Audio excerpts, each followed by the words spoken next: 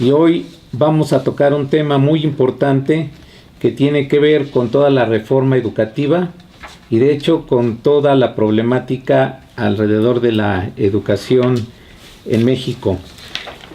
Tenemos la presencia con nosotros de la doctora en estudios latinoamericanos, maestra en ciencia política, licenciada en economía, maestra normalista también, profesora de la Facultad de Economía en la UNAM y también integrante destacada de la Coalición Trinacional en Defensa de la Educación Pública, la profesora María de la Luz Arriaga Lemos, a quien le damos una cordial bienvenida. Muchas gracias por estar con nosotros. Gracias por la invitación. También tenemos con nosotros al destacado luchador social, compañero nuestro, José Antonio Vital Galicia, quien es el líder de la Alianza de Trabajadores de la Salud y Empleados Públicos. Es una de las tareas a la que le ha dedicado los últimos años, pero él es un luchador social de muchos frentes, de mucha organización para la lucha de los trabajadores en México. Le damos una cordial bienvenida a nuestro compañero José Antonio Vital con el tema educativo. Estamos ya en la frecuencia. Síganos, corran la voz para que todo el mundo escuche y participe de esta transmisión. Iniciamos con la doctora María de la Luz Arriaga para que nos dé un marco general de cómo están viendo la problemática educativa en el país. Le cedemos la palabra. Adelante, Luz María, por favor. Gracias. Bueno, lo primero que hay que decir es que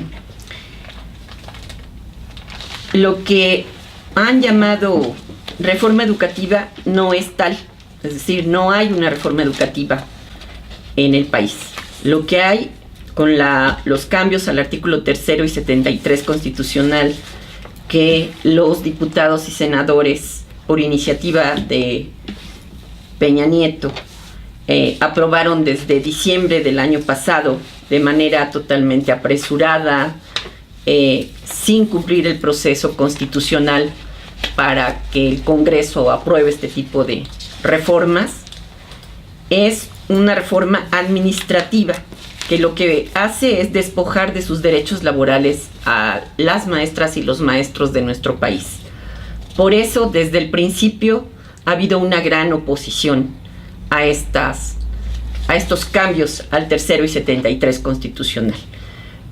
No solo despojan de sus derechos laborales a profesores y profesoras, también es un paso más hacia la privatización de la educación. Hablar de privatización de la educación no es como lo ha estado planteando el secretario de Educación, Chuy Fett, respecto a que es una gran mentira, dice él, porque sigue estando en el artículo 3 constitucional. La gratuidad de la educación, para empezar, en este país no se cumple desde hace mucho tiempo. Padres de familia tienen que colaborar año con año con los gastos de las escuelas, porque el gobierno no cumple con la obligación constitucional que se le marca de que debe ser gratuita, laica y obligatoria.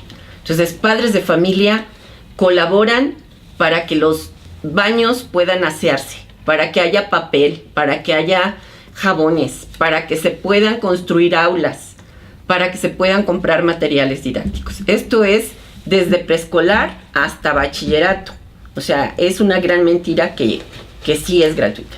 Pero avanzan más en la privatización porque obviamente no están hablando de aumentar presupuestos, pero también lo que están haciendo es introducir una administración gerencial totalmente de lo que son las escuelas, el papel de los directores.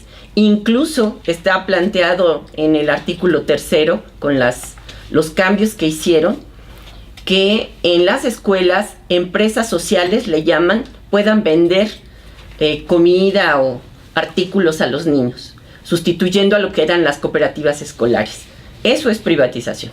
Pero no solo es la introducción, esto tiene que ver con el aspecto de la autonomía de las escuelas que han dicho, es abrir la puerta también a que haya una mayor intervención de empresas haciendo donaciones o condicionando apoyos, el que también las escuelas puedan contratar, porque les van a dar según esto presupuesto, que puedan contratar servicios. Esto va a encarecer incluso. Es un efecto como cuando se ha dicho que debe de haber vales para la compra de medicinas si no se tienen en las farmacias del sector público. O sea, si se compra al menudeo, es muchísimo más caro que si se compra por cantidades y volúmenes muy grandes. Entonces, hay todo un proceso de privatización que tiene que ver, uno, con la parte gerencial de lo que es el proceso de trabajo de maestros y maestras. Hay un elemento de apertura a la posibilidad de compraventa de servicios desde las escuelas. Pero además de eso, es reforzar los criterios de individualizar la relación laboral, hacer a un lado totalmente al sindicato, que eso está presente. Entonces, todo se ha justificado a partir de, primero, diciendo que la evaluación, bueno, son dos conceptos. El primero es que lo que quieren es elevar la calidad de la educación. Ya desde el término calidad, la calidad es un término empresarial. O sea, los productos se pueden medir en su calidad. En las escuelas, en la educación, no hay tal. O sea, no podemos hablar de calidad. Lo que se genera en las escuelas es no solo conocimiento, no solo saber, sino también una gran serie de formación compleja, integral para niños jóvenes. Se generan valores, en fin, creo que es bastante más complejo que hablar de calidad. Esto es un término que causa bastante malestar entre los que sabemos algo de educación. Entonces, se introduce el término de calidad y el otro elemento que está es que se justifica, según esto, en procesos de evaluación, que hemos de decir que estos procesos son procesos de medición, no son de evaluación, y es medición estandarizada. Y el pionero de esto y quien es el campeón de la evaluación estandarizada o de la medición estandarizada es todo el sistema educativo de Estados Unidos, que hay un gran rechazo ya de maestros y padres de familia en Estados Unidos. Entonces, estos exámenes estandarizados se están aplicando para excluir, se están aplicando para cerrar escuelas, justificando, diciendo son de mala calidad, porque no alcanzan los estándares que se les piden y por lo tanto, pues hay que cerrar. También se está justificando en términos de que los maestros no se quieren evaluar. Eso es una gran mentira. Pero además se está responsabilizando a los maestros de todos los males de la educación, cuando son los que menos responsabilidad tienen realmente. Porque en este país, como en América Latina, los maestros de primaria, sobre todo secundaria y de preescolar, son muy entregados en sus tareas educativas, con bajos salarios, con muy malas condiciones de trabajo. Son pésimas las condiciones de las escuelas en muchos lugares. Y sin embargo, siguen los niños aprendiendo a leer y escribir, los lenguajes matemáticos, aprenden la ciencia, la historia, etcétera, etcétera. Yo he sostenido durante mucho tiempo que los maestros mexicanos son heroicos, porque sin nada mantienen la enseñanza y la educación en niveles que se dice que son pésimos porque los miden con sus pruebas estandarizadas, pero hay elementos muy importantes. Una anécdota que me viene a la cabeza. En una ocasión una maestra en Guerrero me decía, pues yo no sé por qué se atreven a criticarnos de esa manera y descalificarnos como maestros, Si yo cuando voy al consultorio para que me atiendan mi dentadura, pues voy con uno de mis alumnos, fue mi alumno desde primero de primaria. Entonces, nosotros hemos formado hombres de bien, mujeres de bien, me decía la maestra. Entonces, ¿cómo se atreven a descalificarnos? Entonces, es bastante agresivo lo que han hecho. No es de ahora. O sea, esta campaña se exacerbó en el 2008 con la Alianza por la Calidad Educativa y en el pacto que hicieron el Bester Gordillo y Calderón, Felipe Calderón. Tiene ya 4 años, y algo que no he dicho y que yo creo que es muy importante resaltar, que es que estas reformas no obedecen a una demanda de la sociedad, obedecen a una demanda de los empresarios. Bueno, se dicen llamar mexicanos primero, pero yo digo que son empresarios primero, y que son grandes empresarios de este país, que además tienen interés en el gran botín que representa la educación pública. Quieren no solo conducirla, sino quedarse con las escuelas, con la producción de libros. Imagínense el negocio que significaría que los libros de texto ya no fueran gratuitos, ¿no? Son millones de libros cada año. Entonces, obedece a ellos y obedece a los lineamientos de quien hoy es el dictador más grande de políticas educativas a nivel mundial, que es la Organización para la Cooperación y el Desarrollo Económico, que no solo está definiendo políticas educativas, también la energética tiene que ver con recomendaciones que han hecho este organismo en particular. Y que, bueno, como dice una compañera de la UACM, es una gran transnacional con la que el gobierno mexicano o los gobiernos que están en la OCDE celebra contratos. O sea, le pagan para poder desarrollar sus estudios, pero además México paga para poder estar en la OCDE. Entonces, le pagamos a esta gran transnacional para que nos venga y nos desbarate nuestra educación pública, despoje a los maestros de sus derechos y genere además una gran inestabilidad en el sector educativo. Yo creo que esa parte laboral que no se logra ver muchas veces, también es parte de es una continuación de la reforma laboral que también se hizo, y que precisamente no nada más es quitar los derechos que tienen los trabajadores de la educación, sino ir cada vez depreciando el trabajo del profesor, depreciando el costo del profesor, ¿sí? Porque cada vez tienes menos derechos, le sales más barato al sistema, y además en cualquier reclamo simplemente te pueden remover. Eso también va a traer toda una serie de consecuencias, porque de por sí desde hace muchos años ya conocemos también que las políticas, precisamente para engañar a la OCDE o engañar a esos organismos, para engañar a la gente que supuestamente sí hay un avance cultural, es, por ejemplo, no reprobar a los niños que no cumplen con los conocimientos suficientes. ¿Por qué? Porque si no fuera de esa manera, se vería el fracaso que hay, porque precisamente las condiciones en las que se tienen que enfrentar la mayoría de los maestros son muy adversas.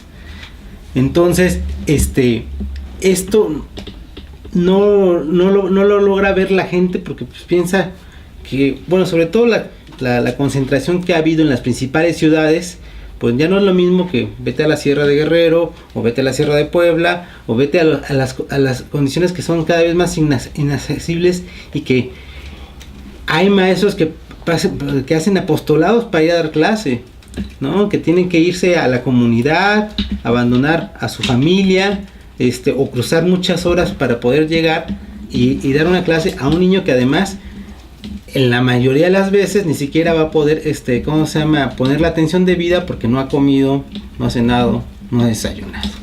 Entonces son condiciones totalmente adversas, pero que además, como bien dices, es una reforma administrativa que no ataca nada de eso. No se preocupa por realmente mejorar las condiciones básicas para que pudiera ser una educación real y una educación que no nada más genere a analfabetas funcionales que les sirvan para cuestiones totalmente mecánicas y de salarios muy bajos, porque tampoco se va a romper ningún ningún círculo vicioso que permanece para que le sirvas al sistema con tu mano de obra barata y que no puedas ir más allá ni aprender otro tipo de conocimientos. Por ejemplo, ha habido muchos reclamos entre las marchas de los maestros y hemos visto que también ellos, así como lo hizo el Yo Soy 132, han plantado a reclamar ante las televisoras. Muchas veces hay gente que dice, ¿por qué las televisoras? ¿Qué tienen que ver? Pues tienen que ver mucho, porque son precisamente los que controlan. Mexicanos Primeros, parte de esa mafia, precisamente uno de los hombres de Mexicanos Primeros es también socio de Televisa, y ellos son los que están realmente interesados en hacerse de ese mercado. Estamos corriendo el riesgo de que los próximos libros de texto gratuito sean editados por Televisa, así de sencillo, ¿no? Claro, bajo otras marcas, pero ese es realmente y no nada más eso, sino que además los grandes negocios, como por ejemplo también la reforma petrolera, que como bien dices va en el mismo sentido, es los grandes negocios para las transnacionales, las migajas que también son muy grandes para los empresarios, que no ni siquiera les llamo grandes, ¿no? A los empresarios oligopólicos de México, y la gente además va a tener que pagar más por todo eso. Entonces yo creo que es muy grave lo que está sucediendo, y aquí habría que ver cómo presentar este mensaje o estas razones para que la gente realmente tuviera conciencia de lo que está pasando. El artículo 3, pues realmente yo creo que solamente muy poco tiempo se ha cumplido a cabalidad. Simplemente la laicidad en la educación tampoco se cumple. ¿Cuántas escuelas no son, o tienen confesionales? Sí, escuelas confesionales que si no son de una iglesia son de otra, y son de una secta, y etcétera. Y entonces, no se cumple de ninguna manera. Y las consecuencias que eso trae a la sociedad, pues la estamos viendo ahorita, porque ni siquiera somos capaces de ver lo que están haciendo desde el gobierno. Ese velo negro llamado televisión nos tiene totalmente cooptados, y que no logramos ver lo que realmente pasa. Por la mayoría de la gente así pasa. A mí me gustaría, Toño, que nos platicaras, por favor, de cómo ha sido este proceso, de por qué hasta ahorita se están viendo las movilizaciones de los maestros, ya que prácticamente es la segunda etapa de de las reformas, y que pues pudiéramos pensar que tal vez fue una intervención tardía. Vamos a ir a un corte primero, y ahorita, Toño, por favor, si nos puedes contestar. Vamos a continuar con el compañero José Antonio Vital, para que nos hable un poco sobre el marco en que se han estado dando las negociaciones y la lucha importantísima de la Coordinadora Nacional de Trabajadores de la Educación. Adelante, compañero Toño. Yo diría que yo quisiera poner en la mesa como 3 grandes preguntas que hay en la sociedad. En los de abajo, en los de arriba, en los trabajadores, en el pueblo, en los maestros, etc. ¿Qué sigue? Después del 1 de septiembre, ¿qué sigue? La otra interrogante es ¿cómo llegamos a este estado de sitio? Y tercero, ¿qué podemos hacer? En la primera, yo trataría de abordar ahorita esta respuestas, algunas posibles consideraciones. El día 1 de septiembre se ratifica el ejercicio del poder vía la fuerza. El Congreso estuvo en un estado de sitio, igual que el 1 de diciembre. Se hizo un cerco alrededor de 5 kilómetros, y prácticamente sin una declaración de suspensión de garantías se interrumpe.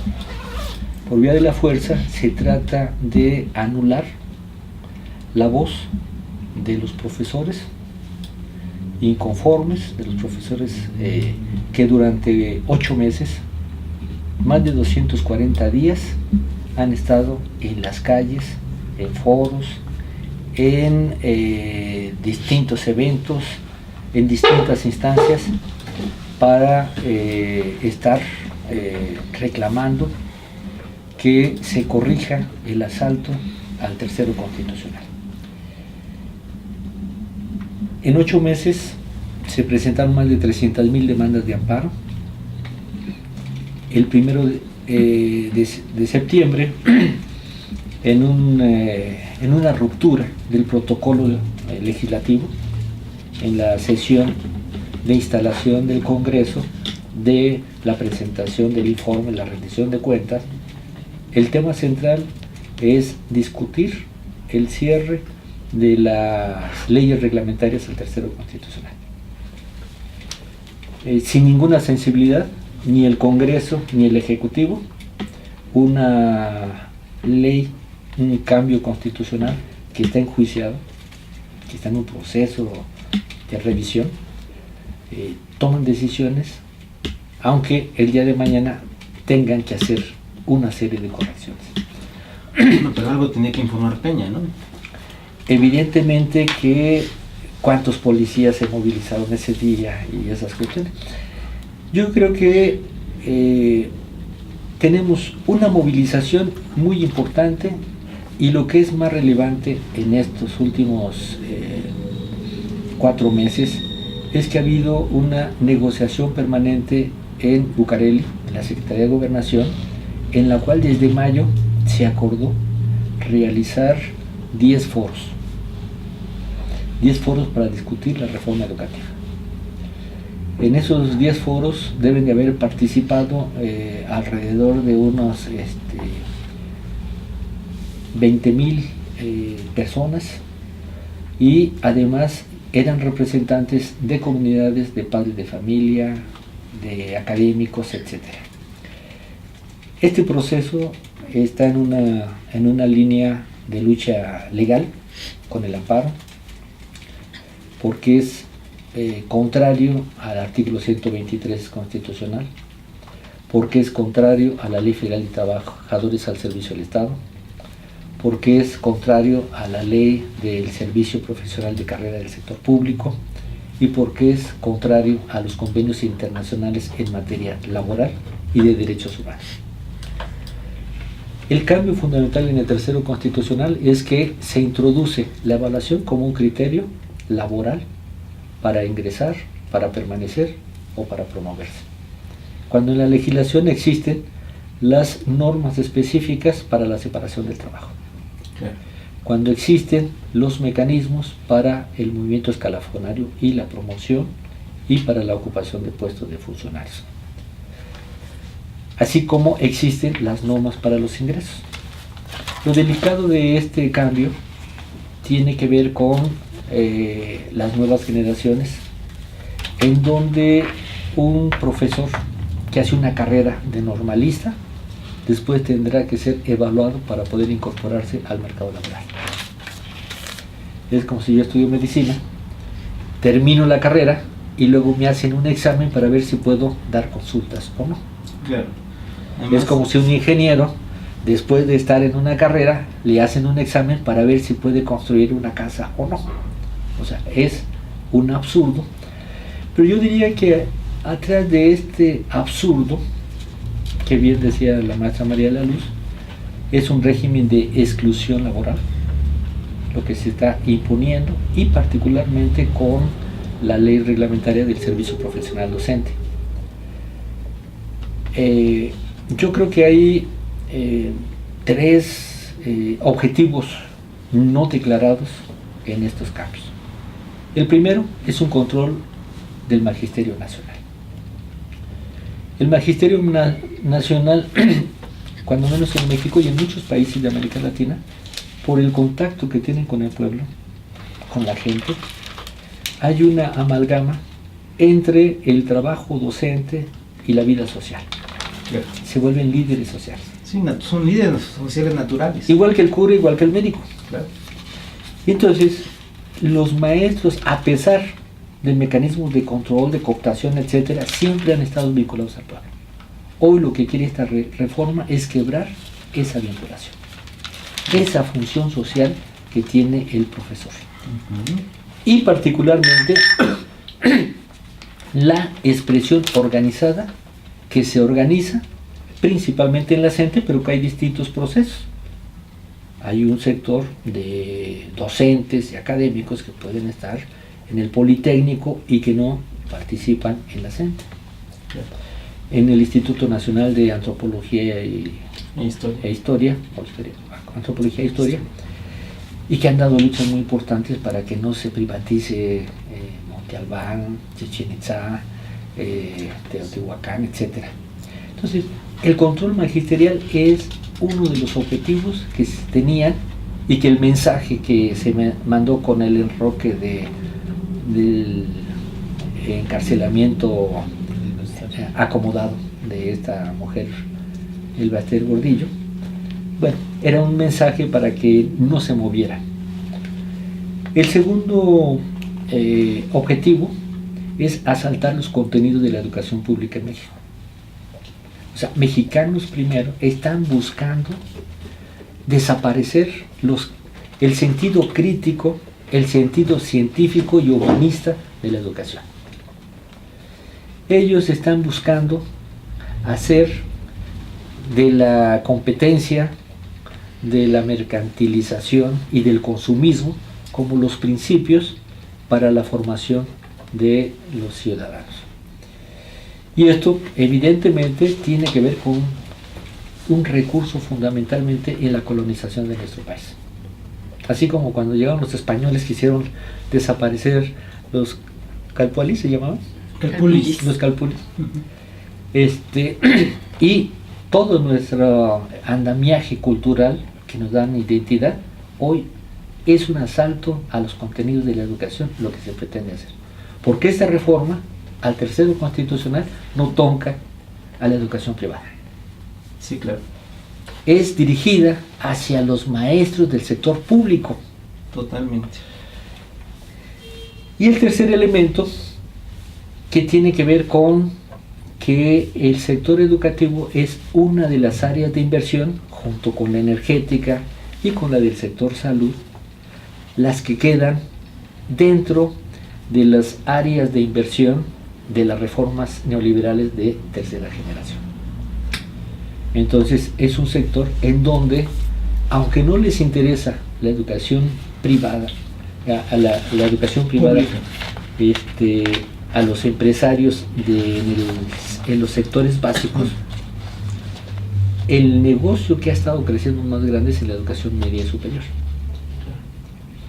Es como en el sector salud, la atención primaria no es la importante, el negocio está en los hospitales. Entonces, bueno, pero hay que desmantelar el andamiaje de la educación para que pueda avanzar la inversión privada en el sector educativo. Y en todo esto, un obstáculo fundamental en estas tres grandes líneas es las condiciones de trabajo, el contrato de trabajo. En la educación privada se tiene formación en universidades, en escuelas, en donde lo que se le paga a un profesor, considerando el salario integrado, es inferior a lo que se paga en el sector público. Y las condiciones laborales también son mucho más desventajosas y están en mayor indefensión. Entonces yo creo que esos son como los tres grandes ejes, objetivos o propósitos no confesados. Y en esta parte yo quisiera como remarcar el proceso en que llegamos a este 1 de septiembre a un albazo legislativo que nos estuvo anunciando Beltrones que la iban a aprobar como fuera, pero la iban a aprobar. con una arrogancia, con un cinismo, con un entreguismo brutal. En estos 8 meses los maestros se han movilizado y yo tengo una percepción, bueno, ayer un taxista, pues todos andan un poco inconformes con el problema del tránsito, pero defendía a los maestros y decía, bueno, Peña Nieto, ¿qué? ¿Por qué se atreve a hacer eso sin tomar en cuenta a los maestros? Por supuesto que la campaña de manipulación informativa confunde a mucha gente, pero en estos 8 meses yo estuve en Michoacán en uno de los foros, ahí hubo como 3,000 asistentes o más, y representantes, había ponencias con pueblos enteros, etcétera. Estuve en San Luis Potosí, y lo inédito es que ahora tuvimos movilizaciones muy importantes en San Luis Potosí. Cuando se discutió la reforma constitucional en el Congreso local de San Luis Potosí, llegaron 20,000 maestros. Tuvieron que suspender la sesión porque estaban los 20,000 maestros. La pasaron para en la tarde-noche. Cuando ya había 3,000 o 5,000, la votaron fast track. Pero es inédito. En Monterrey, en Coahuila, en Sonora, en Chihuahua, en Baja California, en Sinaloa. En fin, es impresionante. Ahora está viendo, nos llegan reportes de distintos lugares en Cancún. Ayer hubo 3,000 o 5,000 que se manifestaron. En un pueblo allá en Sinaloa, en otros en Sonora, etcétera. Hay una cantidad de movilizaciones que si nosotros viéramos al país desde la altura, veríamos que el país se está incendiando. Porque están las comunidades indígenas, están las comunidades rurales, los transportistas, los ecologistas, en fin, claro. Tenemos una gran conflictividad social. ¿Y qué es lo que tenemos? De mayo para acá, una mesa permanente con gobernación, los foros que se hicieron en Chiapas, en Oaxaca, en Veracruz, en Guerrero, en Michoacán, en Jalisco, en San Luis Potosí, en Sinaloa, en Sonora, estuvo un representante de gobernación. Y en todos había el compromiso de que se iban a presentar las conclusiones y las propuestas. Entonces, bueno, sí se presentaron las conclusiones y las propuestas, pero no se tomaron en cuenta, ¿no? Sí, no, pero el compromiso de gobernación es que se iban a presentar en la discusión y en el legislativo. Finalmente fue un engaño.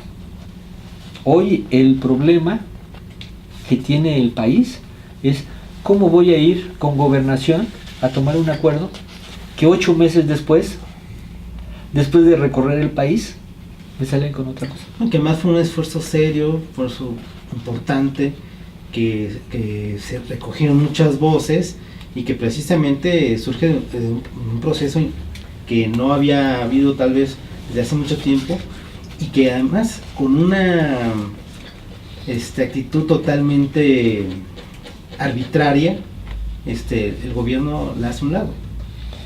Y entonces tenemos esta parte de la lucha legal con el amparo, la movilización de maestros y comunidades, y además la elaboración de propuestas que permiten proyectar los trabajos específicos que se están desarrollando. Entonces tenemos una respuesta frente a esto de un engaño, de una dilación permanente, que ahora algunos compañeros del magisterio dicen, se están administrando, no, están dilatando, están pretendiendo desgastar. Hoy como hay una discusión, es que hay los referentes a nuevas organizaciones. Y hay la manipulación informativa. Entonces, los rasgos que encontraste frente a que el magisterio ha estado tratando de elaborar, sistematizar, integrar propuestas de comunidades, de académicos, etcétera, la autoridad ha estado con el engaño, con la dilación, con demagogia, con una manipulación informativa y con la represión. Entonces, esos son como los elementos que han permitido llegar y han querido llevar al magisterio desde hace 4 meses a la discusión de la reforma de las leyes reglamentarias, cuando la discusión es la abrogación, el problema de fondo, cuando la discusión es el sistema educativo y cómo se puede corregir. Y en este sentido, lo que aparece muy relevante es que el gobierno está siguiendo una política muy peligrosa, porque está provocando una mayor conflictividad y mayor agudeza en las contradicciones.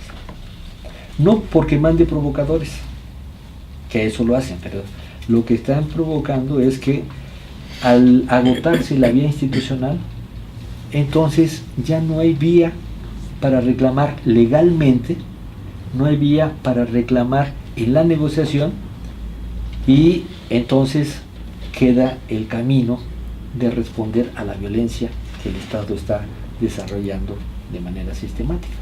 Eso es muy peligroso para el país. Claro. Y esto, en estos momentos, a mí lo que me parece que es muy relevante es que el 1 de septiembre, que se debieron de haber conjugado todos los esfuerzos para detener este atropello, se fragmentó. Hoy el debate sobre lo que sigue tiene que ver con cómo ligamos la defensa del petróleo, el patrimonio nacional y la soberanía, con la defensa de la educación pública, con la defensa de la salud y la seguridad social, con la defensa de las empresas públicas. Necesitamos hacer una evaluación de todas estas reformas, pero hoy nos han querido fragmentar, desgraciadamente lo logró. Lo han logrado. Porque el sábado hay una movilización y el domingo otra. Y un punto de discusión es, si hay represión no hay que movernos, entonces nos movemos otro día.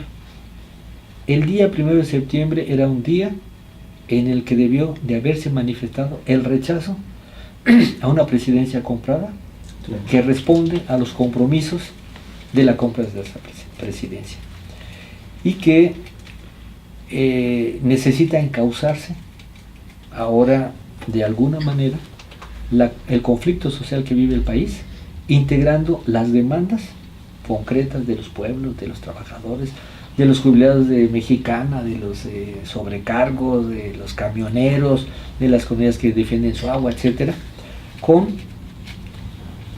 el cambio de modelo económico, el rechazo a la reforma energética, a la reforma que impone el IVA a los medicamentos, la reforma que va a desmantelar el sistema de seguridad social, que son las que vienen, pero respondiendo también a la reforma laboral y haciendo el ajuste a qué pasa con el Tratado de Libre Comercio. Claro. Hace 15 años, 18 años, 20 años ya prácticamente vamos a cumplir, nos prometieron entrar al primer mundo con el Tratado de Libre Comercio. Iba a generar desempleo, progreso, desarrollo, etcétera. Y ahora tenemos 30 millones de trabajadores que no tienen las garantías constitucionales. Entonces, un primer punto de debate de lo que sigue es cómo integramos esas demandas concretas por las que se mueve el pueblo en contra del aumento mensual a las gasolinas, la carestía, el control salarial, la falta de empleo, una economía que lejos de crecer va para abajo. El segundo punto que me parece relevante es la discusión sobre el tema de la responsabilidad del Estado en la función social y la función económica. O sea, hoy está entregando el Estado todas sus responsabilidades, todas sus facultades al sector privado, que está comandado por los organismos internacionales. Entonces, es porque tenemos que tener los interlocutores. ¿Y quiénes son los que están atrás de esta fuerza que está moviendo el Estado? Bueno, son los capitales transnacionales con la complicidad de una oligarquía pequeña que vive de parte de los fondos públicos. Y finalmente el tema de la articulación del movimiento social y político, en donde se tiene que buscar cómo se integran los distintos procesos sociales y políticos en donde no haya las medias verdades y medias mentiras, ¿no? Claro. Tenemos un ejemplo en términos de que el ESME, una lucha heroica muy importante, no pudo traducirse en un movimiento nacional de todos los asalariados de este país para defender al ESME y todos los contratos colectivos. De ahí se desembocó a la reforma laboral. Hoy necesitamos que el movimiento de los trabajadores, el movimiento de los colonos, de los jóvenes, de los viejos, de las comunidades rurales, tal, se integre un frente obrero popular, campesino, una alianza social que permita enfrentar socialmente y que la ciudadanía, porque ahora quieren ciudadanizar todo, una discusión en esta coyuntura era: hay que ser neutros para que todo el mundo le entre. Entonces, lo que le quitamos el contenido a las demandas, la direccionalidad a la lucha. Y creo que eso lo tenemos que superar con un acuerpamiento que permita ir preparando algunas líneas de acción sobre este terreno, ¿no? Claro. Yo estaba reflexionando al respecto precisamente porque considero que tendríamos que caminar tal vez hacia un programa mínimo que pudiera abarcar ¿cómo se llama? Todo, a todos esos frentes, a todas esas luchas, y que ¿cómo se llama? Pudiera ser ¿cómo se llama? El factor de unión. Y una de las estrategias que ha utilizado el gobierno es precisamente arrancarnos todo, hasta el discurso, ¿no? O sea, realmente lo que nosotros necesitamos para enfrentar al Pacto por México es un pacto. Es un pacto que efectivamente reúna ¿cómo se llama? Las diferentes posiciones y podamos enfrentar políticamente a estas ¿cómo se llama? Intentos, bueno, y esfuerzos que han hecho para robarnos lo poco que queda a este país. Yo creo que eso es ¿cómo se llama? Urgente que caminemos en ese sentido para poder enfrentarlos, porque si nos tardamos más y seguimos fracturados, cuando voltemos ya no va a quedar nada por qué luchar. Necesitamos caminar y caminar juntos y caminar rápido por el objetivo de este país. Bueno, aquí hay que comentar también algo importante. Estamos frente al proyecto de los neoliberales a nivel internacional aplicado en nuestro país. Ya como lo señalaba el compañero Toño atinadamente, la complicidad que existe de la oligarquía local mexicana, los políticos profesionales corruptos de todos los partidos prácticamente, con sus contadas excepciones, todos están de acuerdo en el Pacto por México, que no es más que un pacto para saquear a México y seguir sangrando pues lo que nos queda de recursos que son propiedad de la nación, que son propiedad de todos los mexicanos, y también de la superexplotación que se hace de la fuerza de trabajo. Tendríamos que estar pensando en un pacto social nacional de todos los sectores víctimas de esta política, todos los sectores que nos han estado dividiendo, precisamente estos políticos que se reivindican de izquierda y que en la práctica son los que le hacen el trabajo sucio a la derecha. No dejarnos engañar ya más con estas medidas de participación política neutral, que hay que involucrar a todo mundo. No, estamos en una lucha de clases descarnada, en donde la derecha está metiendo el acelerador a fondo y quieren apropiarse del país, completamente así. Quieren privatizarlo, y sería pues lamentable, porque el futuro para las generaciones de jóvenes, principalmente los que están estudiando, los que ya terminaron su carrera y no tienen empleo, pero los que aún están en las escuelas, pues no tienen prácticamente futuro asegurado más que el de la miseria, la marginación. Esto en el caso de las grandes mayorías, ¿no? Desde luego que los privilegiados, pues aunque no estudien, aunque sean unos burros como Peña Nieto, pues pueden llegar a la presidencia, eso no tiene problema. Pero para la inmensa mayoría de los jóvenes que sí estudian, que les cuesta mucho trabajo terminar una carrera y que la solventan en buena medida los padres con su esfuerzo laboral, pues el futuro es el desempleo, el futuro es la inseguridad en todos los sentidos. No hay empleos bien remunerados, no hay empleos permanentes, no hay seguridad social, como tampoco la hay pública, y todos los mecanismos que en el pasado jugaron a favor de equilibrar un poco precisamente estas disparidades económicas que había entre los factores de la producción, entre el empresariado y los trabajadores fundamentalmente, se rompe de una manera brutal y estamos ante un escenario francamente apocalíptico, pero que tenemos la manera de componerlo. Nada es para siempre, ya lo hemos dicho. No, las cosas no son ni han sido siempre así. Tenemos que reflexionar, tenemos que organizarnos, tenemos que luchar y tenemos que dar la pelea para terminar con esa política nefasta que hoy encabeza sin duda el prianismo en la figura de Peña Nieto, pero que está acompañada ahí en las sombras por el mayor depredador que se recuerde en la historia moderna de México, Carlos Salinas de Gortari.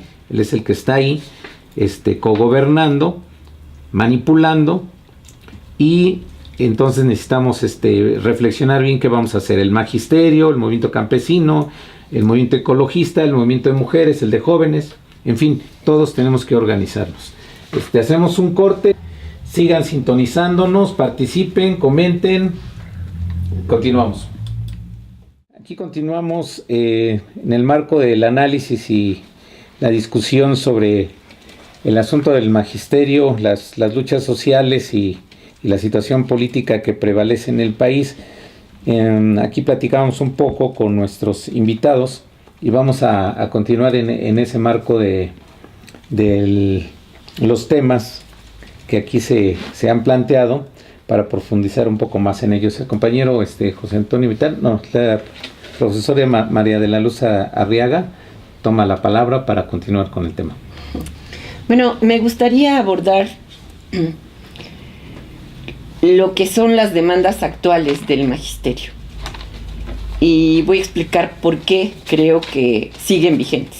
Sus demandas son las que han planteado desde que la iniciativa de Peña Nieto se introdujo en la Cámara de Diputados. Y es la abrogación de los cambios al tercero constitucional y al 73, y que se abra un diálogo nacional para iniciar una verdadera reforma educativa.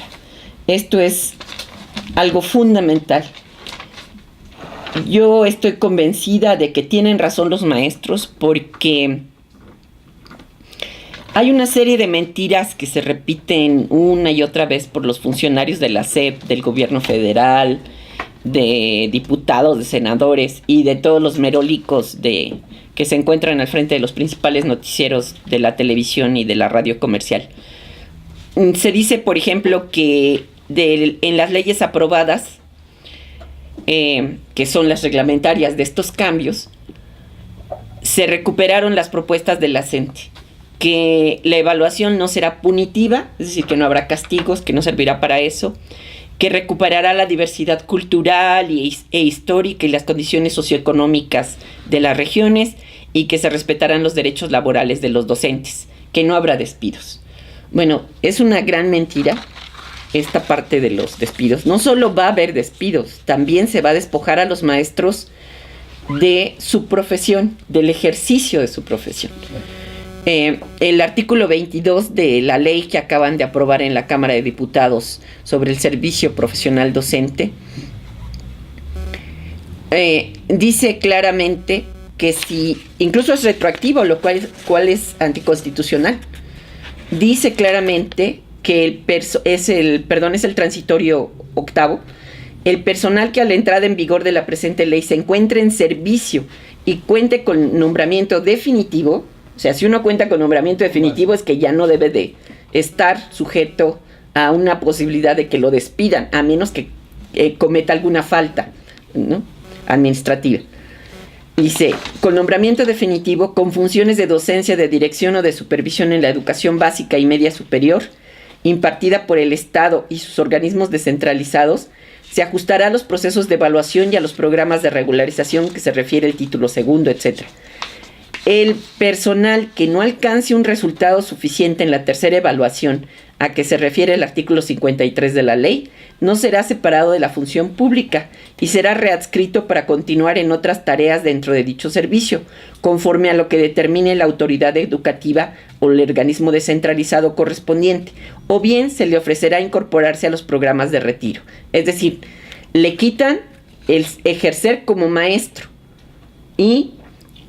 o lo pueden jubilar, ¿no? Pero ya no va a poder ejercer como tal. O sea, estudió para maestro, pero no va a poder ejercer como maestro. Esto incluso es retroactivo. Esto no debería de existir en la ley. Y así está. Ahora, en el artículo 22 de la misma ley, en el ingreso es bastante más, bueno, es igual de agresivo.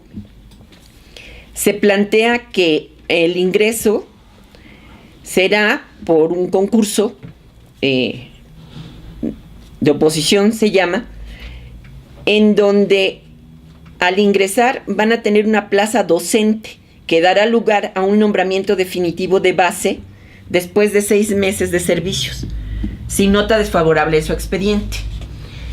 Pero uno dice, qué bien, van a cumplir con la ley, pues si el 123, si la Ley Federal del Trabajo establece 6 meses, pues se va a respetar. Pero no es así. Hay otro engaño en la propia ley, porque se dice que el personal docente de nuevo ingreso, durante un periodo de 2 años, tendrá el acompañamiento de un tutor. O sea, ahora ya no es suficiente con haber estudiado para maestro. Le van a poner un tutor designado por la autoridad educativa o el organismo descentralizado que le corresponda. Y dice también que realizarán una evaluación al término del primer año escolar y brindarán los apoyos y programas pertinentes para fortalecer las capacidades, conocimientos y competencias del docente. Al término del periodo señalado, en el segundo párrafo de este artículo, la autoridad educativa o el organismo descentralizado evaluará el desempeño del personal docente para determinar si en la práctica favorece el aprendizaje de los alumnos. Si cumple con las exigencias propias de la función docente, lo van a dejar. En caso de que el personal no atienda los apoyos y programas previstos en el tercer párrafo de este artículo, incumpla con la obligación de evaluación o cuando al término del periodo se identifique su insuficiencia en el nivel de desempeño de la función docente, desempeño que se va a medir con un estándar que va a imponer el Instituto Nacional de Evaluación Educativa, que le están dando un poder que no le corresponde, porque el instituto no contrata a los maestros, es la Secretaría de Educación Pública, entonces, o los gobiernos estatales. Entonces, dice, si es insuficiente, se dará por terminado los efectos del nombramiento sin responsabilidad para la autoridad educativa o para el organismo descentralizado. O sea, si eso no se llama despido, o sea, hay definitividad, pero no hay definitividad. Además, después de que tengan la definitividad, cada 4 años se va a evaluar a los maestros y tienen que cumplir con los estándares. Entonces, bueno, es una gran mentira, ¿no? Ese es un elemento por lo cual la demanda central de los maestros de la CENTE sigue siendo vigente. Se tiene que abrogar esta ley y después abrir un espacio nacional de diálogo. Esto es muy importante porque, bueno, ya lo mencionó el compañero Antonio Vital. Los maestros fueron engañados. Lo que está claro, después de 8 meses de movilizaciones masivas, de foros, de paros, de protestas múltiples en muchas regiones del país, es que actualmente en el país, en México, en el gobierno, en el Estado, no hay una solución política a los problemas políticos. Son soluciones de fuerza, o más bien no soluciones, sino son imposiciones.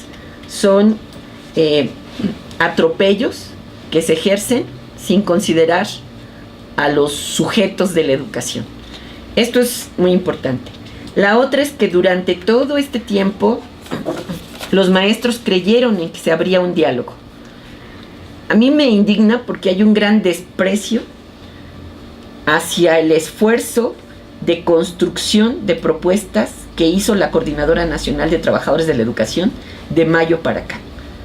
Recuperó, mostró que, como dicen ellos, no es solo la protesta, sino la propuesta también.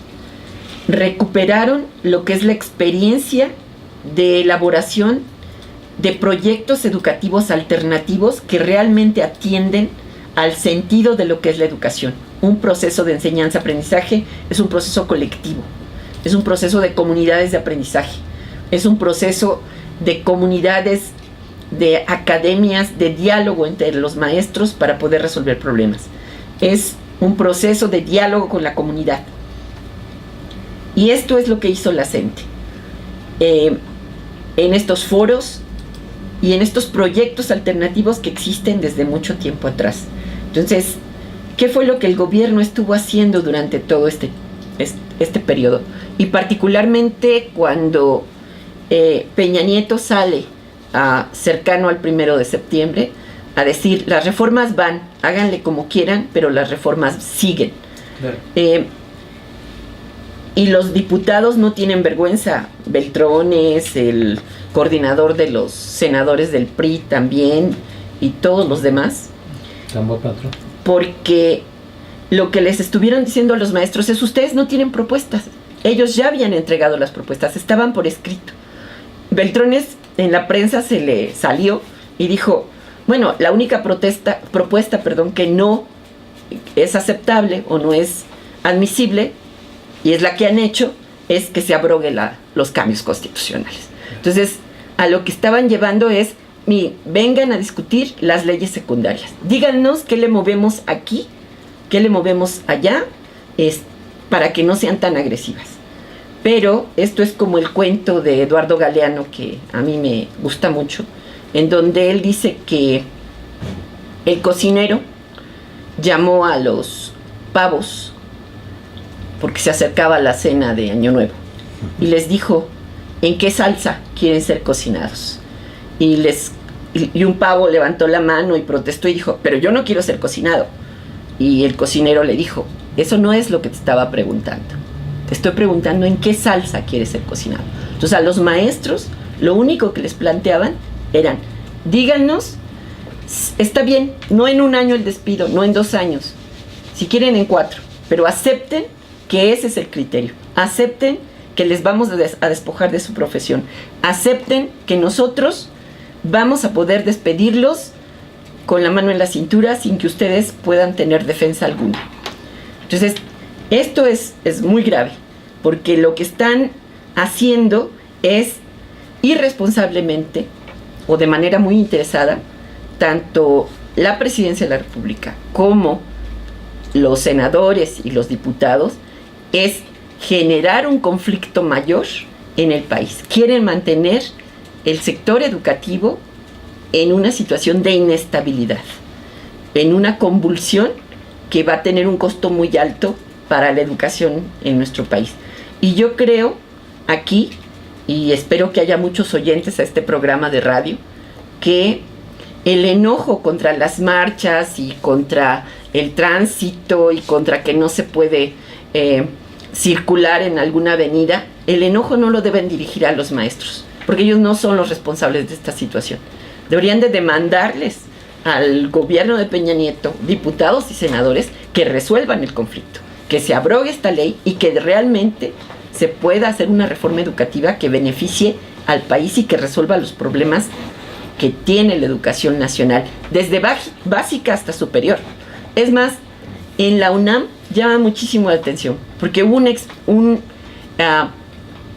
ejercicio colectivo de elaboración de propuestas que presentó el rector Narro poquito antes de que Peña Nieto introdujera su iniciativa en la Cámara de Diputados, y ahí hay todo un capítulo donde se plantean 10 medidas que tienen que ver con propuestas para que se mejore el sistema educativo, que van desde aumento de presupuesto. Se dice claramente que no se puede seguir responsabilizando a los docentes de los problemas educativos, que no son ellos solamente, lo aclaran ahí, yo no estoy de acuerdo ni siquiera con el solamente, pero bueno, ahí lo mencionan, pero era toda una propuesta y se quedó de lado. Entonces tienen que recuperarse. También es muy importante esto que mencionaba Antonio hace rato. Yo creo que la manera de actuar unitariamente es a través de una articulación. Lo que tenemos que hacer es articularnos. No importa si yo estoy en Baja California, en mi escuela luchando, o en mi universidad, o en mi comunidad, o estoy en Cancún, o estoy en Oaxaca, o estoy en Chiapas, si lo que nos une es la demanda central de esta defensa por la educación pública. Entonces yo creo que esto es parte de lo que está. Los maestros enviaron un boletín de prensa, los de la sección 18 del CENTE, donde ellos dicen que no están derrotados, que no han sido derrotados, no nos han derrotado. Y están llamando a una movilización masiva el día de mañana, a las 10 de la mañana, que se van a concentrar en el Auditorio Nacional. Y en la tarde-noche, a las 8 de la noche, van a tener su Asamblea Nacional Representativa. Y el 7 de septiembre están llamando al primer encuentro magisterial nacional, convocado por la CENTE, a las 10 horas en la sección 9. Y están planteando diseñar un plan a largo, mediano y corto plazo. Entonces yo creo que si el gobierno piensa efectivamente que fue un triunfo el haber impuesto de esta manera las reformas a las leyes secundarias, está muy equivocado. O sea, los maestros tienen desde 1979 que crearon la Coordinadora Nacional de Trabajadores de la Educación. Bueno, había antecedentes antes con Otón Salazar en los 50, pero esta coordinadora tiene más de 30 años y sigue luchando. Y yo creo que los maestros y maestras de este país saben que no están solos, que son parte de un gran movimiento, incluso internacional, en defensa de la educación pública, que hay muchos maestros, estudiantes que están defendiendo el sentido de la educación como derecho social, no como un derecho individual, responsabilidad de las familias, ¿no? Entonces yo creo que esto es muy, muy importante, que lo recuperemos, porque pues es un mal triunfo si lo piensa así el gobierno. Yo creo que esto no va a ser efectivamente. Desafortunadamente, tal vez dentro de algunos años, veamos que quitan estas medidas después de que asuman que fracasaron, como lo que fue la prueba enlace, que se tardaron mucho tiempo en reconocerlo, y que tenemos 41 maestros despedidos en Puebla por no haber aplicado la prueba enlace, que son de los maestros que han generado proyectos alternativos también. Tenemos 41 despedidos. Esos no se nos olvidan. También se está planteando su reinstalación. Y tenemos procesos penales sobre profesores en Guerrero, en Oaxaca. Hay maestros encarcelados. Entonces, y hemos tenido maestros que han muerto, como los de Michoacán, cuando llegaron en una de las cierres de una autopista y hubo un accidente aparentemente, ¿no? De una pipa, un tráiler que se le desprendió el segundo contenedor, digamos. Entonces yo creo que es muy importante mencionarlo, ¿no? Como ustedes mencionaban también hace rato. Yo creo que, por ejemplo, los procesos que está planteándose en la ley que estabas tú comentando, aparte de que son totalmente ilegales y contradictorios de la Constitución, lo grave también es que son los mecanismos que están diseñados para el control y que son además susceptibles de ser factores de corrupción.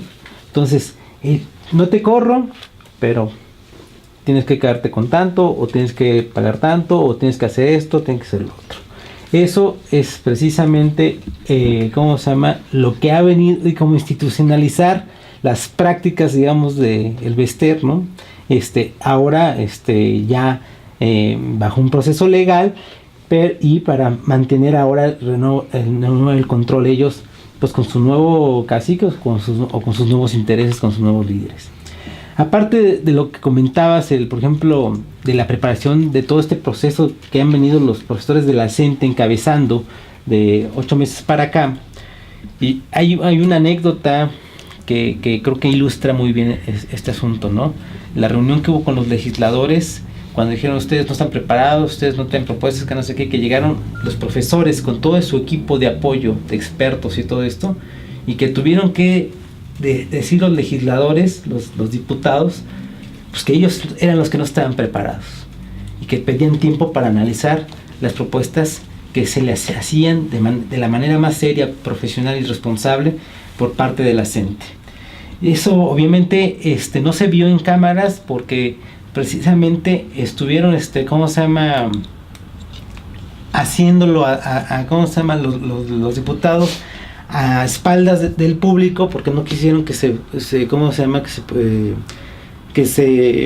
transmitiera a través del canal del Congreso, y pues precisamente porque saben que la razón no está con ellos. Y este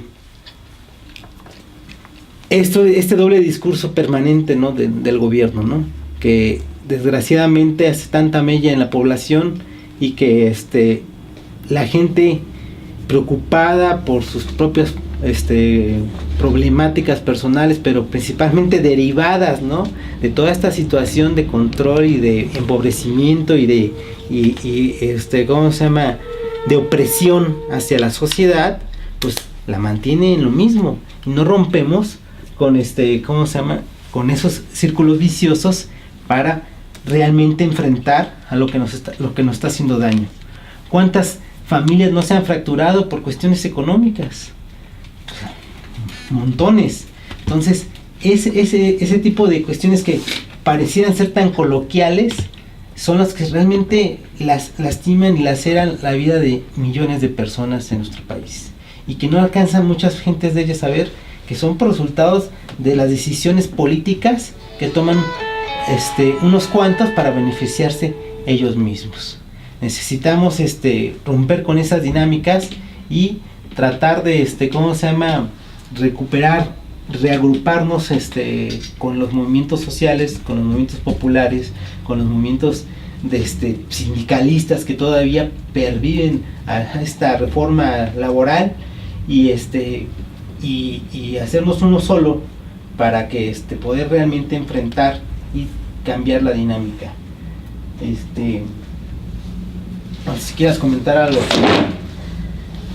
Sí, sin duda, este triunfo que festina la derecha en la Cámara de Diputados, que ya lograron aplicar la ley que reglamenta estos cambios constitucionales que se hicieron hace tiempo, al 3º y al 73 de la Constitución Política de los Estados Unidos Mexicanos, sin duda va a traer consecuencias muy graves para el país, pero dicen que no hay mal que por bien no venga, y ahorita es la oportunidad del magisterio y de la sociedad en conjunto para reflexionar sobre el problema no solamente educativo, sino sobre el modelo que se nos ha impuesto desde hace ya más de 30 años y que está causando estragos en la población. El gran desempleo que hay, los salarios bajos,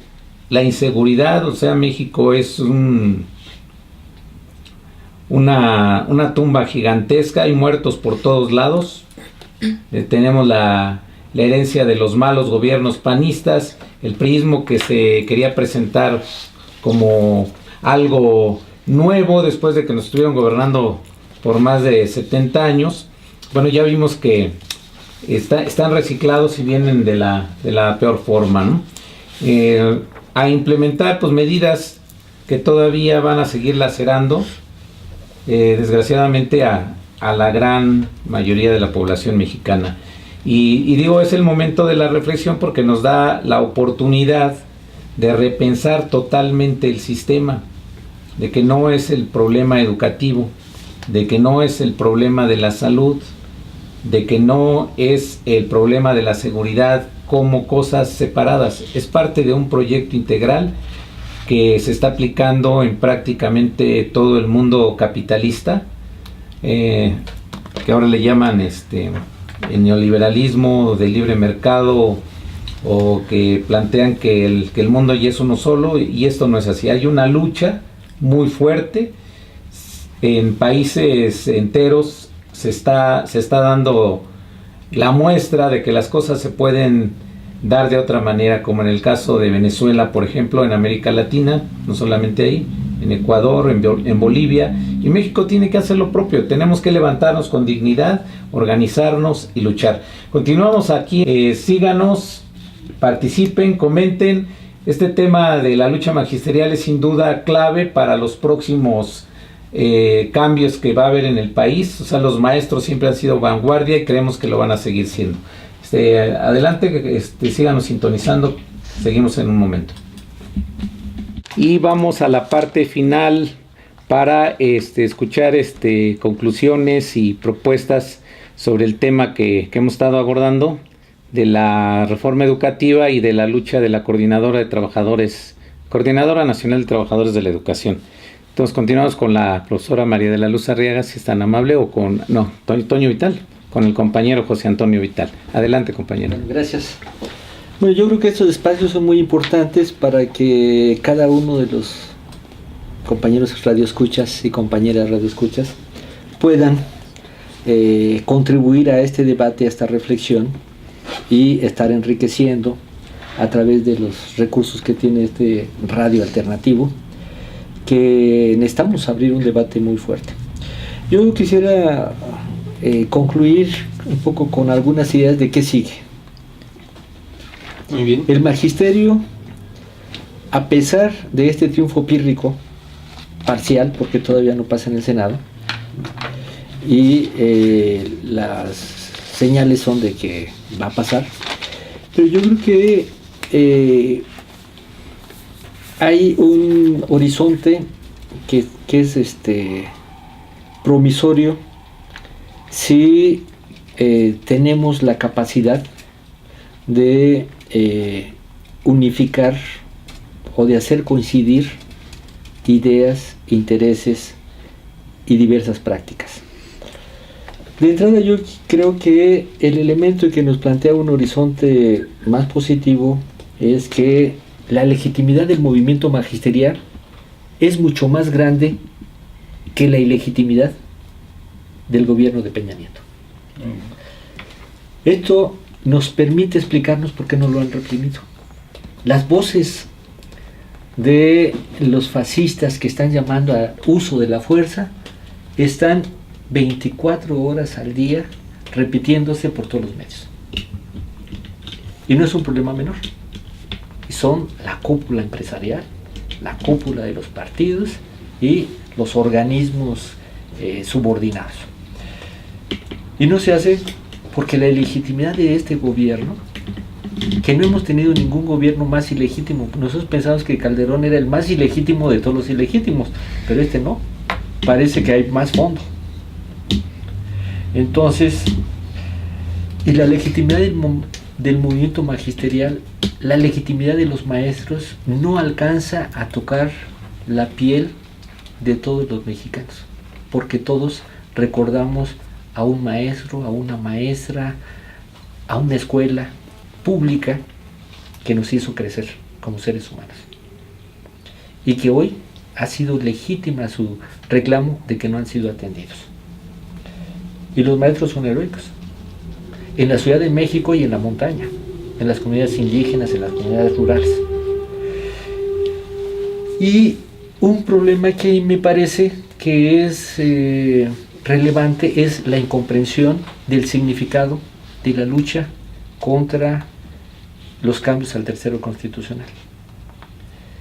Frenar estos cambios o desnudarlos o derrotarlos política y socialmente, como es lo que está sucediendo, porque el triunfo legislativo es un triunfo pírrico, que es una derrota moral de un gobierno que no escucha, que engaña, que manipula. Pero el problema fuerte que tenemos es la incomprensión de los que están en defensa de los derechos laborales, de la salud, de la seguridad social, de los derechos civiles, de las mujeres, del medio ambiente, de las comunidades agrícolas, etcétera, que si nosotros logramos frenar esta reforma o derrotarla políticamente, como ahora está esta posibilidad, podemos poner un dique a todas las demás reformas. Hoy nos ofrecen que vamos a tener un país mejor si se aprueban estas reformas: la reforma educativa, la reforma fiscal, la reforma energética. Lo mismo que nos dijeron cuando se promovió el Tratado de Libre Comercio con Norteamérica. Íbamos a entrar al primer mundo, se iba a generar empleo, se iban a mejorar los salarios, se iban a mejorar la educación, iba a haber dinero para el campo, etc. ¿Y cuál es el resultado? En donde se inició la aplicación del Tratado de Libre Comercio, en Chihuahua, Ciudad Juárez, es la tierra de nadie, es la descomposición social. La maquila, que era el modelo laboral que se ha estado extendiendo, que promovido por el ALCA, fue prácticamente la descomposición de una comunidad, de una región del país. Nos dijeron que con las privatizaciones el Estado mexicano ya no va a tener una carga con las empresas que no funcionaban. Pero ahora vemos cómo se privatizaron la banca, cómo desaparecieron Fertimex, cómo desaparecieron la empresa Dina Renault, que producía tractores, camiones y autos nacionales para el mercado. La privatización no mejoró las finanzas públicas, no resolvió el problema de la deuda, al contrario, estamos más endeudados y hoy estamos más dependientes del extranjero. Y nunca llegó el dinero para el campo. No llegó el dinero al campo y el bolsillo de los campesinos y de los trabajadores de las ciudades prácticamente han sido saqueados. Se privatizaron más de 1,000 empresas públicas. Cananea, Sicarza, por hablar. Altos Hornos. Y Teléfonos de México, recordemos. Entonces, la vía de la privatización fue la entrega de la riqueza nacional a unas cuantas manos. Las reformas al Seguro Social y al ISSSTE. Hoy tenemos una seguridad social quebrada y una banca enriquecida con el despojo de los fondos de pensiones. La banca tiene más de 3 billones de pesos de los fondos de la Seguridad Social, 2 billones de fondos de pensiones y 1 billón de la vivienda. Y en esto, además, se socializan las pérdidas de manera brutal. En 2 meses se perdieron más de 150,000 millones de pesos en las Afores, que se cargan al bolsillo del futuro económico de los trabajadores en retiro. Y las ganancias de la banca, además del rendimiento del dinero, lo que cobran por bonos de deuda al gobierno y las comisiones a los trabajadores es el negocio más impresionante. Las reformas neoliberales hoy son el problema principal de todos los mexicanos y es el punto inicial de la agenda que hoy nos puede ayudar a incorporarnos a todos en los distintos frentes. Los trabajadores de la salud, los maestros, los obreros, los campesinos, etc. El rechazo a que el IVA se aplique a los alimentos, a los medicamentos, a los libros es una tarea también que todos tenemos que hacer. La educación es responsabilidad de todos, defendámosla, la salud. Y entonces, la lucha en contra de las reformas neoliberales, la defensa de la soberanía nacional y los derechos sociales constituyen lo que de alguna manera ustedes decían hace un momento. Necesitamos construir una agenda en donde todos nos veamos reflejados. Hace 20 años hicimos un paro cívico nacional. ¿Por qué fue un éxito? Porque los campesinos del norte, los trabajadores agrícolas, los camioneros, vieron reflejados en un espacio la posibilidad de levantar sus banderas. Y se bloquearon carreteras en Sonora, en Jalisco, en Nayarit, en Chiapas, en Chihuahua, en todo el país hubo distintas acciones. Hoy nos tenemos que casar con iniciativas en donde todos podamos hacer algo desde nuestra trinchera, desde nuestras posibilidades, y que todos podamos ver reflejados en el rechazo a estas reformas, y como bien decía Alfredo, a este modelo neoliberal, cambiar el futuro de nosotros y de nuestras generaciones. Hoy en la discusión tenemos centralmente la necesidad de debatir, y se está debatiendo, la Constitución, un frente en donde coincidamos las organizaciones sociales, las organizaciones de los trabajadores, de los campesinos, de los jóvenes, de los viejos, etc.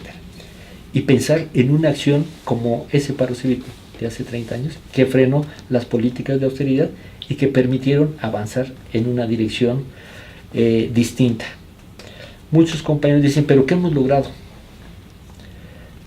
En Argentina se desmanteló todo, en Chile, en Brasil, etc. Hoy están saliendo del bache. Nosotros todavía no entramos a ese abismo.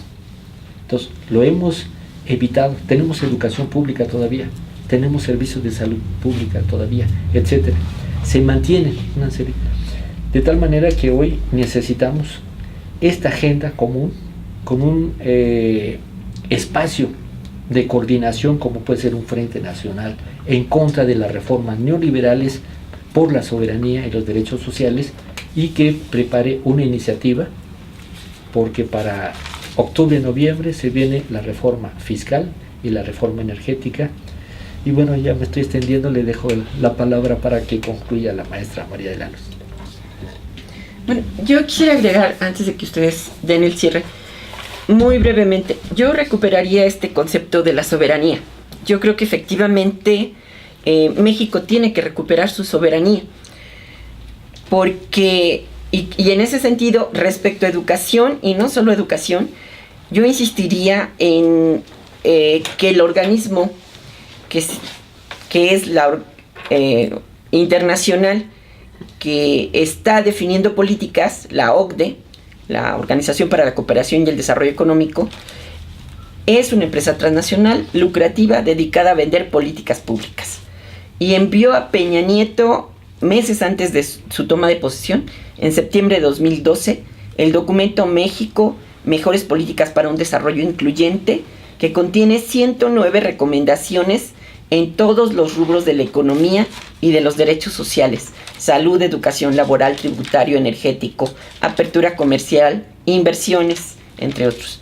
Entonces, no es extraño que podamos tener casi frases textuales entre lo que se plantea en las leyes y lo que plantea la OCDE para educación. Entonces, no basta nada más derogar las reformas constitucionales, tenemos que correr a la OCDE. Debe salir México ya de esta empresa transnacional que nos vende sus políticas, que son a veces criminales. Y bueno, hablando de criminalización, creo que una demanda que hay que recuperar y una exigencia de todos es la no criminalización de las luchas sociales. O sea, necesitamos que se reinstale a los maestros despedidos. De Puebla hay 41, en el Distrito Federal hay despidos de jefes de clases, están los presos de la sección 22, deben de liberarse, hay procesos penales en Guerrero, entonces esto debe de terminar. Y finalmente, yo creo que todos los que nos están escuchando, y que creo que es un sentimiento y algo que tenemos que aquilatar, tenemos que valorar y defender la gran conquista que significa educación pública, laica y gratuita, porque eso no está en todos los lugares. En México, la educación es un derecho social.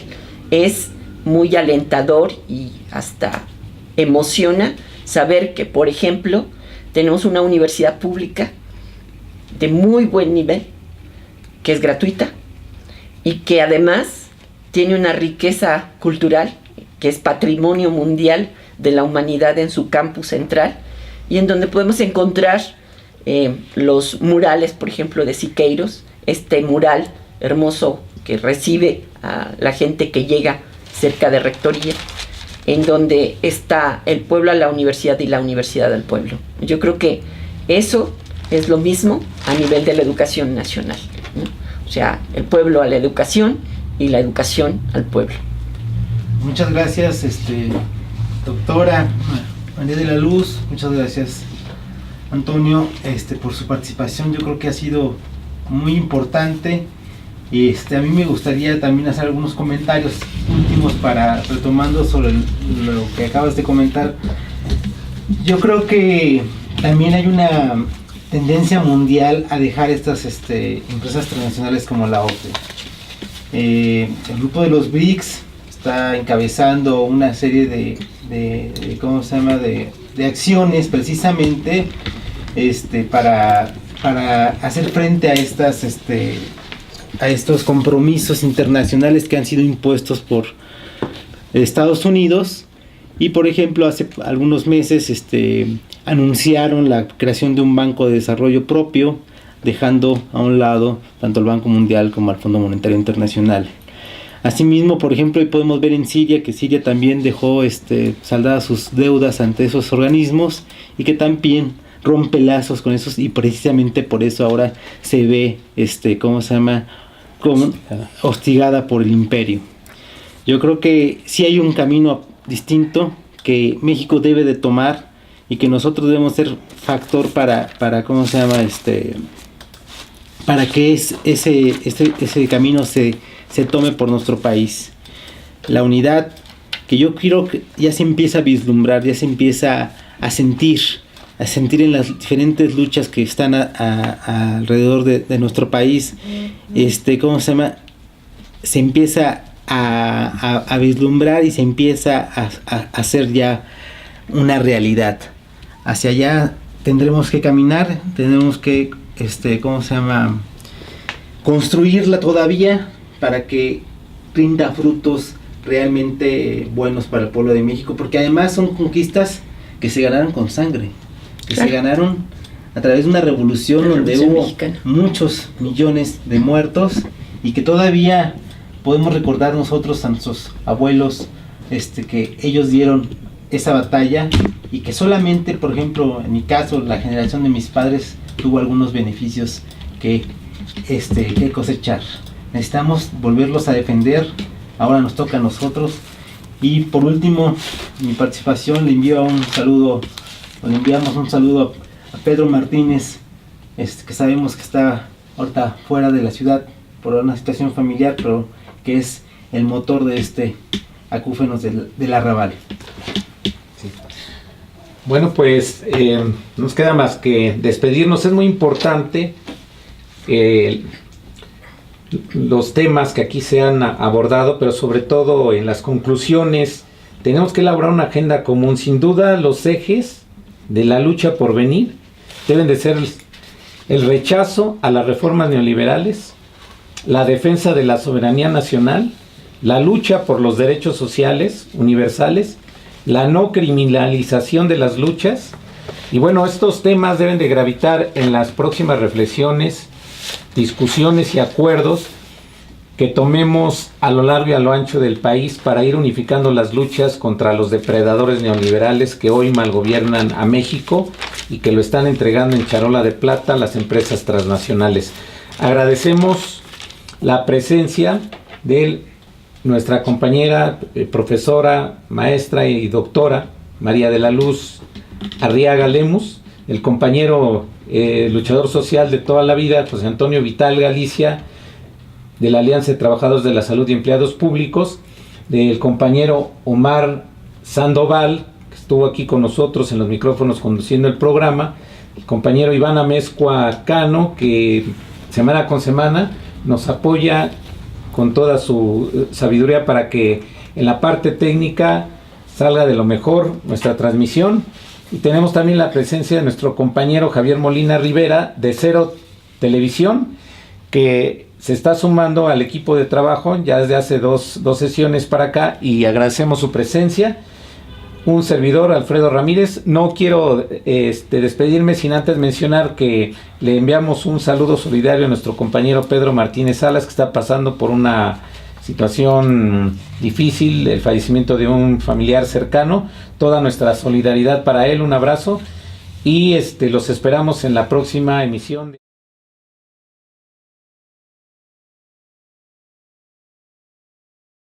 Pero además se está responsabilizando a los maestros de todos los males de la educación, cuando son los que menos responsabilidad tienen realmente. Porque en este país, como en América Latina, los maestros de primaria, sobre todo secundaria y de preescolar, son muy entregados en sus tareas educativas, con bajos salarios, con muy malas condiciones de trabajo. Son pésimas las condiciones de las escuelas en muchos lugares. Y sin embargo, siguen los niños aprendiendo a leer y escribir, los lenguajes matemáticos, aprenden la ciencia, la historia, etcétera, etcétera. Yo he sostenido durante mucho tiempo que los maestros mexicanos son heroicos, porque sin nada mantienen la enseñanza y la educación en niveles que se dice que son pésimos porque los miden con sus pruebas estandarizadas. Pero hay elementos muy importantes. Una anécdota que me viene a la cabeza.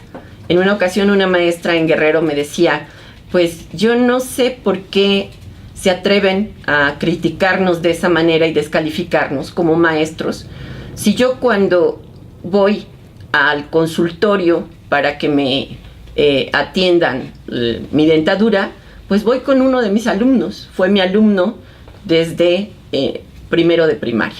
Entonces, nosotros hemos formado hombres de bien, mujeres de bien, me decía la maestra. Entonces, ¿cómo se atreven a descalificarnos? Entonces, es bastante agresivo lo que han hecho, no es de ahora. O sea, esta campaña se exacerbó en el 2008 con la Alianza por la Calidad Educativa y en el pacto que hicieron el Bester Gordillo y Calderón, Felipe Calderón.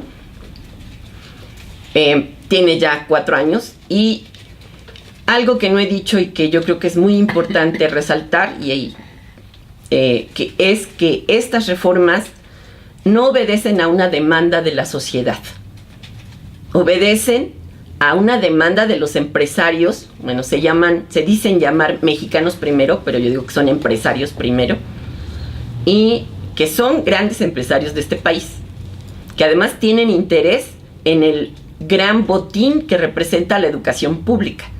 Quieren no solo conducirla, sino quedarse con las escuelas, con la producción de libros. Imagínense el negocio que significaría que los libros de texto ya no fueran gratuitos, ¿no? Son millones de libros cada año. Entonces, obedece a ellos y obedece a los lineamientos de quien...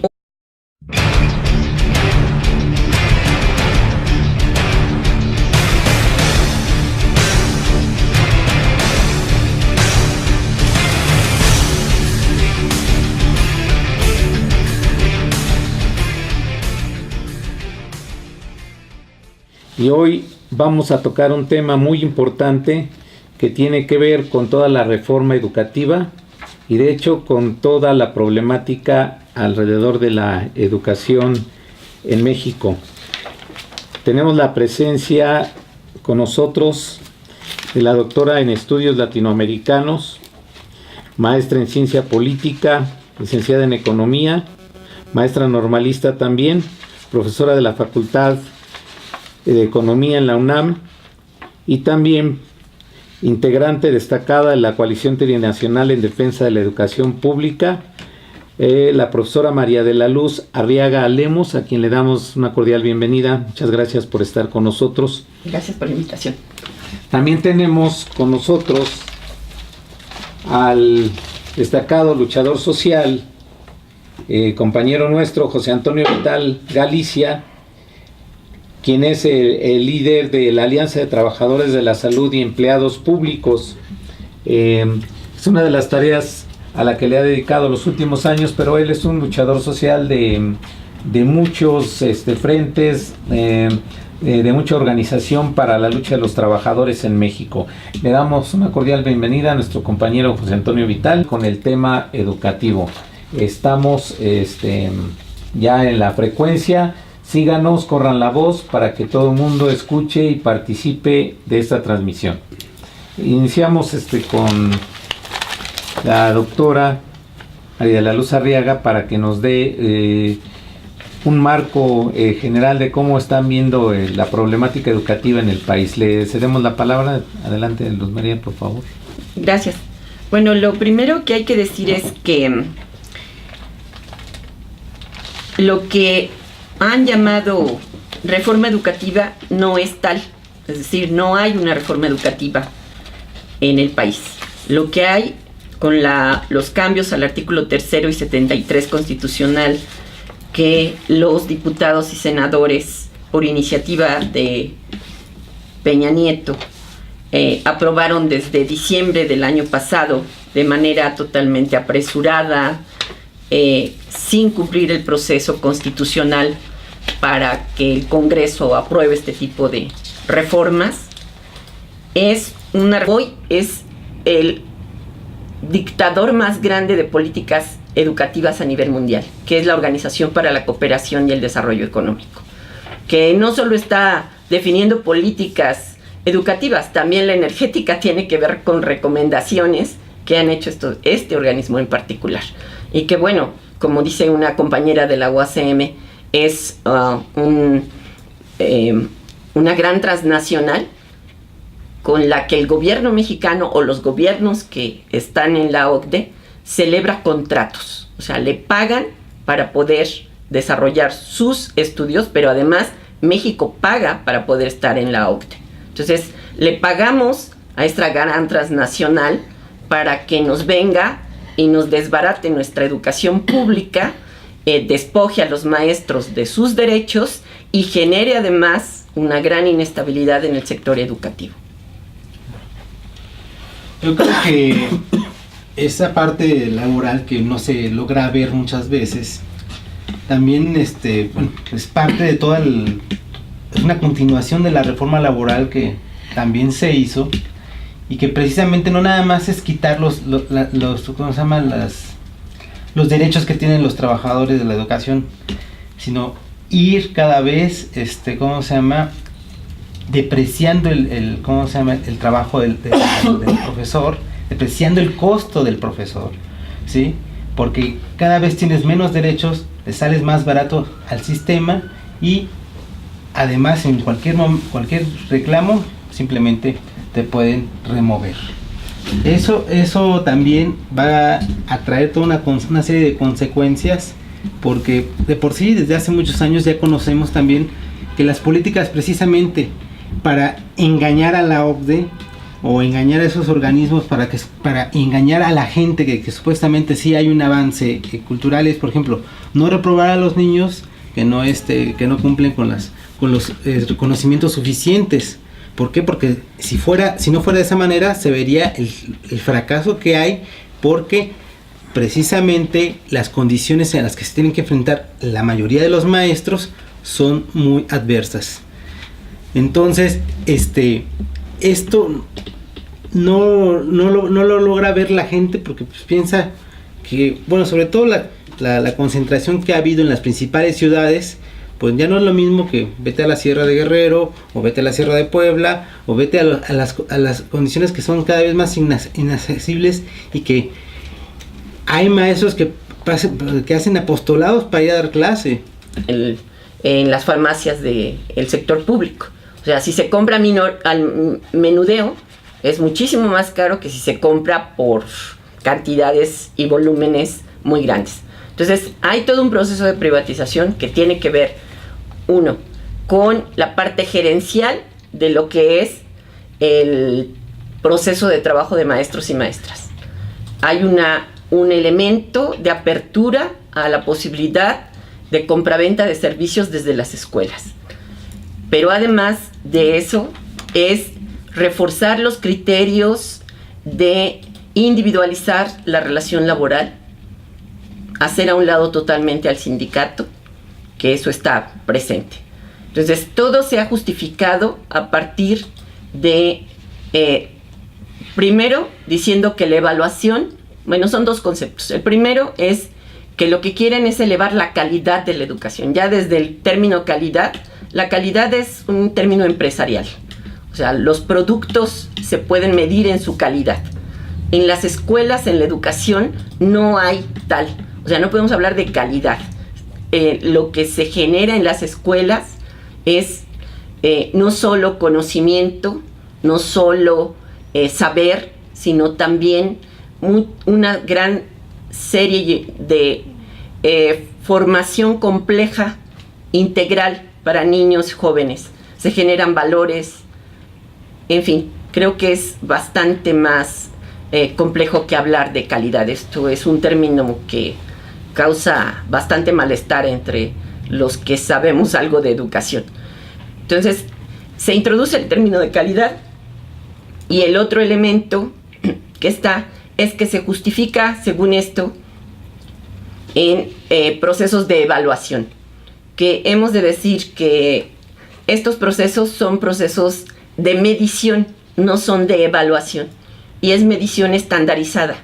Y el pionero de esto y quien es el campeón de la evaluación estandarizada o de la medición estandarizada es todo el sistema educativo de Estados Unidos, que hay un gran rechazo ya de maestros y padres de familia en Estados Unidos.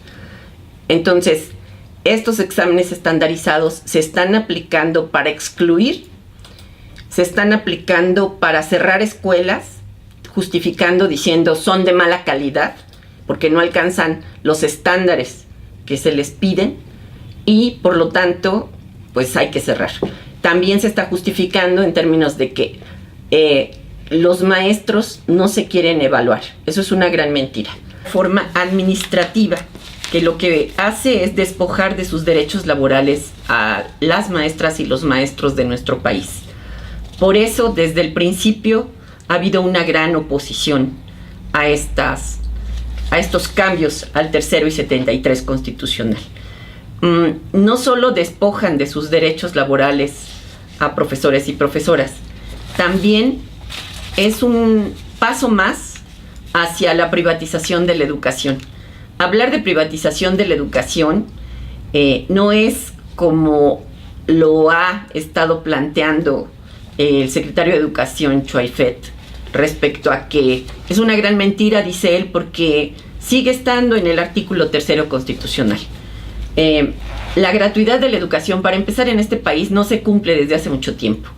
Padres de familia tienen que colaborar año con año con los gastos de las escuelas, porque el gobierno no cumple con la obligación constitucional que se le marca de que debe ser gratuita, laica y obligatoria.